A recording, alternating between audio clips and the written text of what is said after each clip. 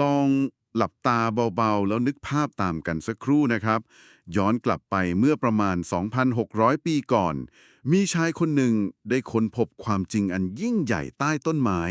แต่ภารกิจที่อาจจะท้าทายยิ่งกว่านั้นก็คือ จะทำยังไงให้สิ่งที่ค้นพบไม่ได้จบลงที่ตัวท่านคนเดียว แต่สามารถส่งต่อและคงอยู่ไปได้อีกนับพันปี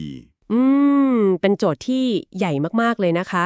ซึ่งพระพุทธองค์นี้ทรงมองการไกลมากจริงๆ พระองค์ทรงทราบดีว่าคำสอนนี้จะอยู่รอดได้ ไม่ใช่ด้วยพลังของใครคนใดคนหนึ่ง แต่ต้องอาศัยทีมเวิร์กที่แข็งแกร่ง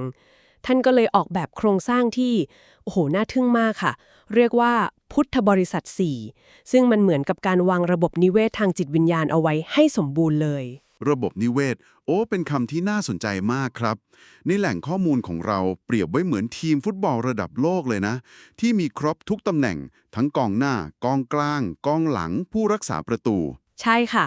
คล้ายๆกันเลย ซึ่งก็คงเหมือนกับระบบนิเวศที่ต้องมีทั้งผู้ผลิต ผู้บริโภค ผู้ย่อยสลายใช่ไหมครับ ใช่ค่ะทุกส่วนสำคัญหมดขาดส่วนไหนไปไม่ได้เลย เพื่อรักษาพระศาสนาให้ยั่งยืนมาจนถึงทุกวันนี้ครับ ถ้าอย่างนั้นเรามาเริ่มกันที่ส่วนที่เป็นเหมือนแกนกลางของระบบนิเวศนี้กันก่อนเลยนะครับ นั่นก็คือเหล่าภิกษุ ค่ะคำว่าภิกษุนี่มีความหมายที่ลึกซึ้งกว่าแค่ผู้ขอนะคะรากศัพท์จริงๆแล้วหมายถึงผู้เห็นภัยผู้เห็นภัยค่ะคือคนที่มองเห็นความทุกข์ความวุ่นวายในชีวิตในการเวียนว่ายตายเกิดแล้วเกิดความรู้สึกจากข้างในว่าพอแล้วอยากจะหาทางออกจากวงจรนี้อย่างจริงจังก็เลยตัดสินใจสละชีวิตทางโลกทั้งหมดเพื่อมาเป็นนักเรียนเต็มเวลาในโรงเรียนของพระพุทธเจ้าเป็นการตัดสินใจที่ต้องใช้ความกล้าหาญมหาศาลจริงๆครับและภาพแรกของภิกษุในประวัติศาสตร์ก็เกิดขึ้นที่ป่าอิสิปตนมฤคทายวัน หลังจากที่พระพุทธเจ้าตรัสรู้ท่านก็เดินทางไปโปรดปัญจวัคคีย์ทั้ง5แล้วก็แสดงธรรมที่ชื่อว่าธรรมจักกัปปปวัตนสูตร และในวินาทีนั้นเองค่ะหนึ่งในปัญจวัคคีย์คือท่านอัญญาโกณทัญญะก็เกิดความเข้าใจอย่างลึกซึ้งขึ้นมาในใจ หรือที่เราเรียกกันว่าดวงตาเห็นธรรมดวงตาเห็นธรรมค่ะ ท่านเห็นสัจธรรมว่าสิ่งใดก็ตามที่เกิดขึ้นมา สิ่งนั้นย่อมต้องดับไปเป็นธรรมดา วินาทีนั้น พระพุทธเจ้าทรงดีใจมาก ถึงกับอุทานออกมาเลยว่า อัญญาสิวตะโพโกนทัญโย แปลแบบเข้าใจง่ายๆก็คือ โอ้โกนทัญญะรู้แล้ว อืม ซึ่งนี่แหละครับคือจุดที่โลกเรามีพระสงฆ์เกิดขึ้นเป็นครั้งแรกทำให้ทีมเวิร์กของพระพุทธศาสนามีสมาชิกคนสำคัญคนแรกเกิดขึ้น แล้วพระรัตนตรัยก็ครบองค์3พอมีภิกษุเกิดขึ้นแล้ว หน้าที่หลักของท่านก็คือการรักษาแก่นของคำสอนเอาไว้ค่ะ ซึ่งจะแบ่งเป็น2สายงานหลักๆ สายแรกเรียกว่าคันธทุระ คันธทุระ ค่ะ คือสายวิชาการ มีหน้าที่ศึกษา ท่องจำ ตีความ เพื่อให้แน่ใจว่าตัวอักษรและเนื้อหาของคำสอนจะไม่ผิดเพี้ยนไป เหมือนเป็นผู้ดูแลรักษาตำราต้นฉบับให้ถูกต้องแม่นยำที่สุด ถูกต้องค่ะ ส่วนอีกสายหนึ่งก็คือวิปัสสนาธุระหรือสายปฏิบัติ อ่า สายปฏิบัติ ที่เน้นการลงมือทำจริง พิสูจน์คำสอนนั้นด้วยตัวเองผ่านการภาวนา เหมือนเป็นฝ่ายวิจัยและพัฒนาที่คอยยืนยันว่า สิ่งที่อยู่ในตำรานั้นเป็นเรื่องจริงและทำได้ผลจริง ครับ ดังนั้นในระบบนิเวศนี้ ภิกษุจึงทำหน้าที่เป็นเหมือนผู้พิทักษ์เมล็ดพันธุ์ คือรักษาทั้งรูปแบบที่เป็นคันธะและคุณภาพที่เป็นวิปัสสนาของพระธรรมเอาไว้ เพื่อเป็นต้นแบบและเป็นเข็มทิศให้กับสังคม ว่าชีวิตที่เรียบง่ายและสงบสุขนั้นมีอยู่จริง พอพูดถึงยุคสมัยที่เปลี่ยนไป บทบาทของพระในอนาคตจะเปลี่ยนไปไหมครับ ในยุคที่ AI กำลังจะเข้ามามีบทบาทในทุกอย่าง เป็นประเด็นที่น่าคิดมากเลยค่ะ ดิฉันมองว่าบทบาทของพระในฐานะผู้ดูแลสุขภาพจิตจะยิ่งสำคัญขึ้นไปอีก ในโลกที่คนอาจจะสับสนและหนาวมากขึ้น เราอาจจะได้เห็นพระที่ใช้เทคโนโลยีอย่าง Metaverse หรือแอปพลิเคชันต่างๆ เป็นเครื่องมือในการเข้าถึงผู้คน โอ้ พอพูดถึง Metaverse ผมนึกภาพพระเทศในนั้นไม่ออกเลยครับ มันจะดูแปลกๆไหม หรือจริงๆแล้วมันคือโอกาสที่ยิ่งใหญ่กันแน่ เป็นได้ทั้งสองอย่างเลยค่ะ มันคือความท้าทายที่พระยุคใหม่ต้องเจอ คือกับดักของโซเชียลมีเดีย ท่านต้องฉลาดพอที่จะใช้มันเป็นแค่เครื่องมือ แต่ใจต้องไม่ไหลไปกับยอดไลค์หรือคำสรรเสริญ ครับ ต้องยึดเป้าหมายเดิมของการบวชให้มั่นคง คือการขัดเกลาตัวเอง ไม่ใช่การสร้างตัวตนบนโลกออนไลน์ ครับ เราเห็นภาพของผู้พิทักษ์เมล็ดพันธุ์ที่เป็นบุรุษแล้ว แต่ระบบนิเวศที่สมบูรณ์จะขาดความหลากหลายไม่ได้ใช่ไหมครับ ทีนี้มาถึงอีกหนึ่งกำลังสำคัญที่เรื่องราวของพวกท่านน่าทึ่ง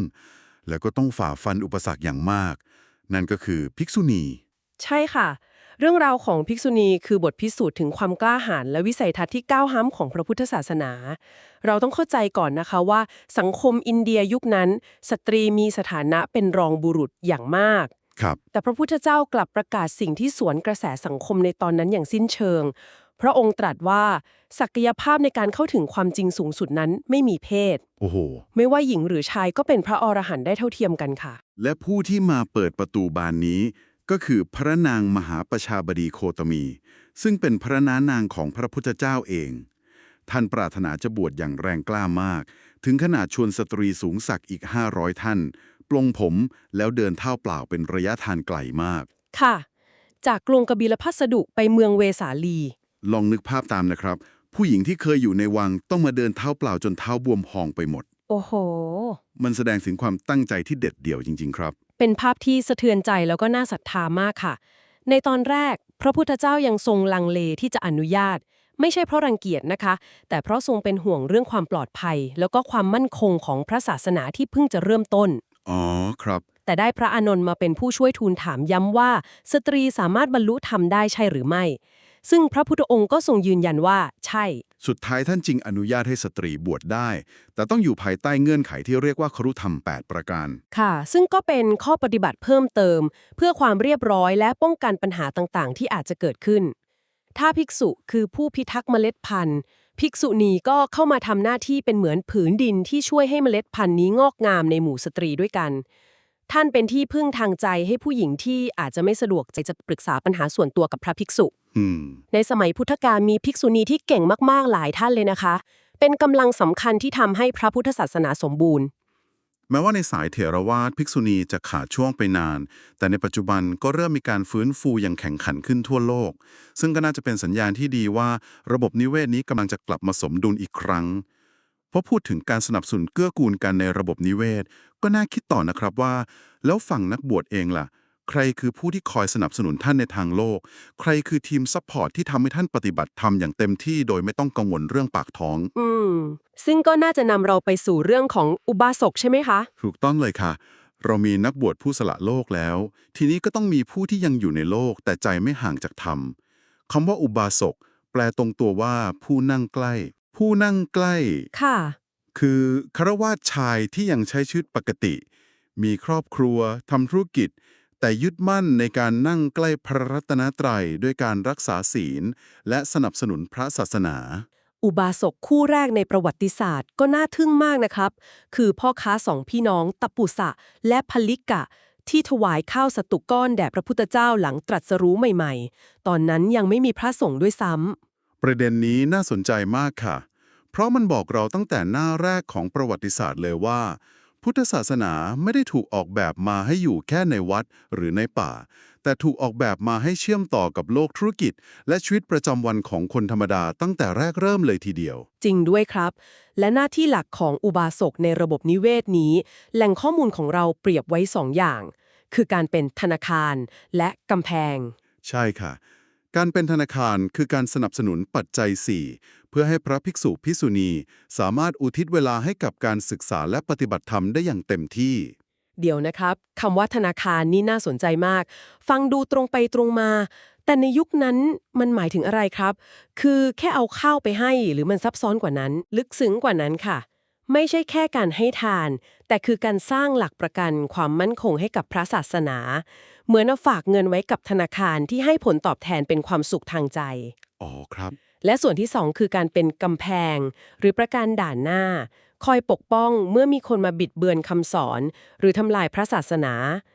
อุปาสกผู้มีความรู้ก็จะออกมาชี้แจงและปกป้องด้วยเหตุผล ถ้าอย่างนั้นบทบาทของอุบาสกยุคใหม่ ก็คือการเปลี่ยนที่ทำงานของตัวเอง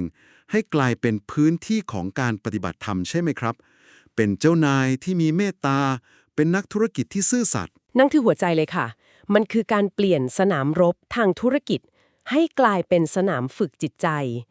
ในอนาคตเราอาจจะได้เห็นนักบริหารพุทธ 5.0 ที่นำหลักสติและธรรมาภิบาลมาใช้ขับเคลื่อนองค์กร ครับ การทำบุญของอุบาสกยุคใหม่จะไม่ใช่แค่การบริจาคเงิน แต่คือการสร้างระบบที่โปร่งใสและช่วยเหลือสังคมได้อย่างยั่งยืนเรามีกองกำลังสนับสนุนฝ่ายชายที่แข็งแกร่งแล้ว แต่บ่อยครั้งที่ผมสังเกตเห็นตามวัดวาอารามต่างๆกำลังหลักที่ขับเคลื่อนกิจกรรมต่างๆ ดูเหมือนจะเป็นฝ่ายหญิงแล้วครับ ซึ่งก็คือส่วนสุดท้ายของระบบนิเวศนี้ อุบาสิกา เป็นข้อสังเกตที่ตรงต้องเลยค่ะ หากไม่มีอุบาสิกา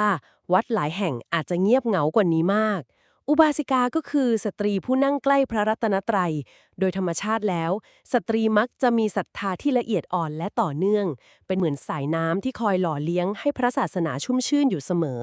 บุคคลต้นแบบก็มีเยอะมากเลยนะครับ ตั้งแต่นางสุชาดา ผู้ถวายข้าวมัทุปายาตมื้อสำคัญก่อนตรัสรู้ ไปจนถึงมารดาและภรรยาเก่าของพระยาศะที่เป็นอุบาสิกาคู่แรก แต่ถ้าพูดถึงไอดอลตลอดการของอุบาสิกา ก็คงต้องยกให้ท่านนางวิสาขา โอ้ท่านนางวิสาขานี่คือสุดยอดเลยค่ะ ท่านไม่ใช่แค่เศรษฐีนีใจบุญที่สร้างวัด แต่ท่านคือโปรเจกต์แมเนเจอร์ตัวจริง โอ้โห มีเรื่องเล่าว่าท่านถึงกับเข้าไปให้คำแนะนำพระในบางเรื่อง เช่น การจัดการเรื่องห้องน้ำในวัดเพื่อให้ใช้งานได้สะดวกและถูกสุขลักษณะมากขึ้น โอ้โห มีสแนนอี้อย่างล่าท่านไม่ได้ให้แค่เงิน แต่ให้ทั้งสติปัญญาและการจัดการด้วย นี่คือการใส่ใจในรายละเอียดจริงๆ เป็นตัวแม่ด้านการบริหารอย่างที่ในแหล่งข้อมูลว่าไว้เลย ใช่ค่ะ บทบาทที่สำคัญที่สุดของอุบาสิกาที่สืบทอดกันมาก็คือ การเป็นครูคนแรกของลูกหลานใช่ไหมครับ ใช่เลยครับ การปลูกฝังคุณธรรมและศรัทธาในครอบครัว มักจะเริ่มต้นจากผู้เป็นแม่หรือยายเสมอ ท่านจึงเป็นเหมือนรากแก้วของพระพุทธศาสนา ที่คอยหยั่งรากแห่งความดีงาม ลงในใจของคนรุ่นต่อไปอย่างเงียบๆแต่ทรงพลัง แล้วภาพของอุบาสิกายุคใหม่จะเป็นอย่างไรครับ ในอนาคต อุบาสิกาจะก้าวขึ้นมาเป็นผู้นำทางปัญญาในโลกโซเชียลมากขึ้น เราจะเห็นอินฟลูเอนเซอร์ผู้หญิงที่ออกมาแบ่งปันประสบการณ์การใช้ชีวิตอย่างมีสติ การเลี้ยงลูกเชิงบวกด้วยหลักธรรมะ ครับ ท่านจะช่วยเปลี่ยนภาพลักษณ์จากคนแก่เข้าวัด ให้กลายเป็นคนรุ่นใหม่ที่เก๋และมีปัญญาได้อย่างแน่นอนค่ะ ทีนี้พอเราเห็นภาพของผู้เล่นทั้ง 4 กลุ่มชัดเจนแล้วคำถามสำคัญก็คือทำไมต้องมีครบทั้ง 4 กลุ่มนี้ด้วยครับ ระบบนิเวศนี้จะขาดส่วนใดส่วนหนึ่งไปได้ไหมน่าสนใจครับ เปรียบเทียบยังไงครับ ภิกษุและภิกษุณีก็คือ developer หรือนักพัฒนา นักพัฒนา ค่ะ ที่มีหน้าที่รักษาและอัปเดตโค้ด ซึ่งก็คือพระธรรมวินัยให้ถูกต้องและทำงานได้ดีอยู่เสมอ อ๋อ เข้าใจเลยครับ คือคอยดูแลไม่ให้แอปมีบั๊กหรือล้าสมัย ถูกต้องค่ะ ส่วนอุบาสกและอุบาสิกาก็คือ user หรือผู้ใช้งาน ผู้ใช้งาน ที่นำแอปพลิเคชันนี้ไปใช้ในชีวิตจริง แล้วก็ให้ฟีดแบ็กกลับมายังนักพัฒนาว่า ฟีเจอร์นี้ใช้แล้วชีวิตดีขึ้นนะ หรือคำสอนตรงนี้คนข้างนอกยังไม่เข้าใจ ช่วยอธิบายเพิ่มให้หน่อยได้ไหม ชีวิตที่ดีขึ้นของ user นี่แหละค่ะ คือบทพิสูจน์ว่าแอปนี้ดีจริง เห็นภาพชัดมากเลยครับ ถ้าไม่มี developer แอปก็จะเก่าพังและใช้ไม่ได้ในที่สุด ก็เหมือนศาสนาที่จะค่อยๆหายไป ใช่ค่ะ แต่ถ้ามีแอปที่ดีมาก แต่ไม่มี user หรือไม่มีใครเอาไปใช้ แอปนั้นก็ไร้ความหมาย ไม่เกิดประโยชน์อะไรเลย ใช่เลยค่ะ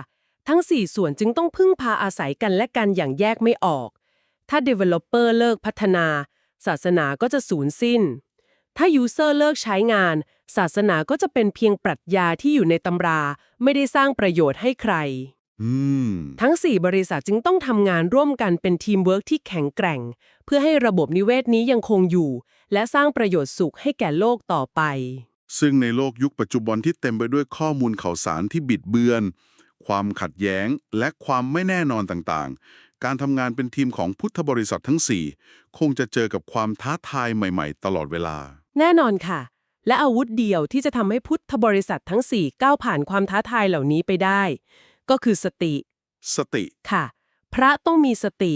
ไม่ลืมเป้าหมายที่แท้จริงของการบวช โยมก็ต้องมีสติ ไม่ลืมเป้าหมายที่แท้จริงของการเข้าวัด ซึ่งเป้าหมายร่วมกันนั้น ไม่ใช่เพื่อโชคลาภหรือความขลัง แต่คือเพื่อการพัฒนาปัญญาให้เกิดขึ้นในใจของตนเอง ฟังแล้วก็รู้สึกว่า ไม่ว่าเราจะเป็นใคร ประกอบอาชีพอะไร หรือสวมเสื้อผ้าสีอะไร เราทุกคนต่างก็เป็นส่วนหนึ่งในระบบนิเวศของพุทธบริษัท 4 นะครับ ภารกิจในการรักษาคำสอนของพระพุทธเจ้า ไม่ได้จบแค่การสร้างวัดใหญ่โต หรือการสวดมนต์ แต่อยู่ที่ความเข้าใจ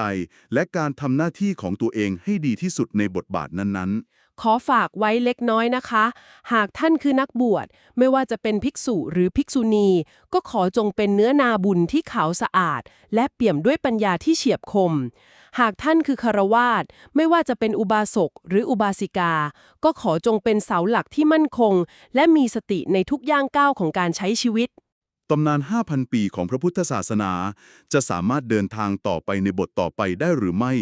คำตอบนั้นก็คงอยู่ในการกระทำของพวกเราทุกคนในวันนี้ครับ